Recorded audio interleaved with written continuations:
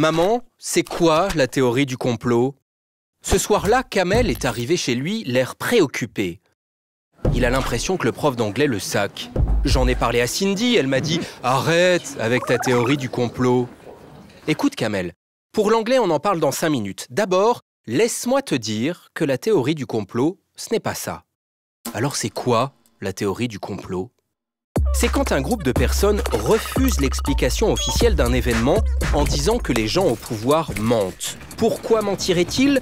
Pour cacher des choses très graves, disent les complotistes. Un exemple? Le 11 septembre 2001, il y a eu des attentats à New York, des avions qui ont détruit 2 tours au milieu de la ville. Il y a eu près de 3000 morts. Ce sont les terroristes d'Al-Qaïda qui avaient organisé l'attaque. Eh bien, pour les complotistes, c'est le gouvernement américain qui serait derrière les attentats. Il les aurait organisés pour justifier ensuite une guerre en Afghanistan et en Irak. Un président qui décide de tuer des milliers de personnes de son pays, il y en a qui pensent ça?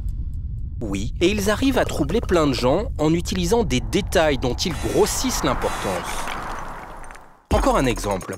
Le 11 septembre 2001, après l'attentat, le président américain est resté 20 minutes dans une école où il faisait une visite. Et c'est vrai que c'est surprenant. Eh bien, pour les complotistes, puisqu'il ne s'est pas pressé, c'est la preuve qu'il était au courant de l'attaque contre les tours. Mais c'est des débiles, les gars? Même pas. La théorie du complot, au départ, c'est un réflexe utile. Ne pas croire tout ce qu'on nous dit. Mais assez vite, ça devient une paranoïa. Et les conspirationnistes s'encouragent entre eux. Adieu la réflexion, beau jour le fantasme. D'autant que ce fantasme se développe très vite sur les réseaux sociaux. Pourquoi est-ce que même des personnes intelligentes peuvent être troublées? Parce que la réalité est difficile à admettre. 2 tours qui s'effondrent au milieu d'une ville, c'est tellement fou qu'il faut des explications folles aussi.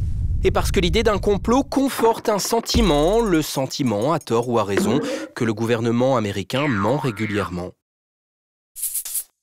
Et il y a un remède, exercer ton esprit critique, y compris contre toi-même. C'est bien de douter, mais il faut douter jusqu'au bout et se rendre compte parfois du ridicule.